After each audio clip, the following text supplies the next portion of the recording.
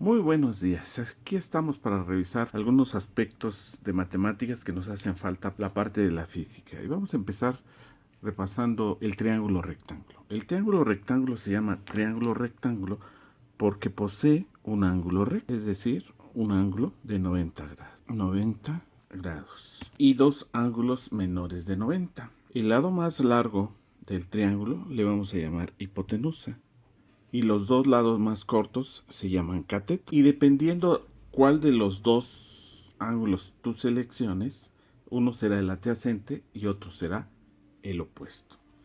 Vamos a seleccionar este, al cual le vamos a llamar ángulo alfa. Y respecto al ángulo alfa, este es el cateto adyacente. Una vez que seleccionas el ángulo, el cateto con el que forma el ángulo pasa a ser el cateto adyacente y el cateto que queda frente al ángulo es el cateto opuesto. Entonces, son los elementos básicos de nuestro triángulo rectángulo. Un ángulo de 90, dos ángulos menores de 90, el lado más largo le llamamos hipotenusa y los dos lados más cortos les llamamos catetos. Una vez que seleccionamos uno de los ángulos, uno pasa a ser el cateto adyacente y otro pasa a ser el cateto opuesto. Otra característica importante del triángulo rectángulo, la vamos a dibujar aquí. Primero seleccionamos este ángulo, el cual ya le habíamos dicho que se va a llamar alfa. También le podemos llamar beta, teta, delta, pero en este caso es el ángulo alfa. Al cateto con el que forma el ángulo se le llama cateto adyacente y al cateto que queda frente a él le vamos a llamar cateto opuesto. A la parte de la hipotenusa nada más le vamos a poner en lugar de hipotenusa. Y entonces otra de las características del triángulo rectángulo es que la suma de sus ángulos interiores nos debe de dar 180.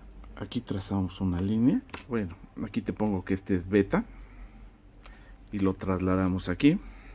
Y aquí tenemos este que llamamos alfa y lo trasladamos aquí. Y se puede ver claramente que la suma de los ángulos interiores del triángulo nos van a dar 180.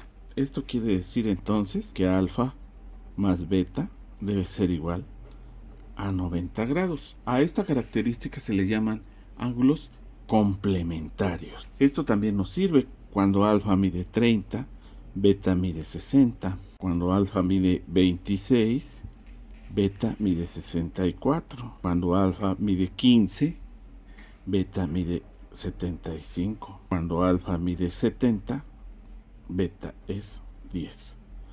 Y en todos los casos suman 90. Como ves claramente, la suma de los ángulos interiores mide 180. Nuestros profesores nos la pueden poner un poquito más difícil de poner decimales en el ángulo y se complica un poco, pero nuestras calculadoras científicas son muy capaces de poder resolver esos problemas. Muchas gracias.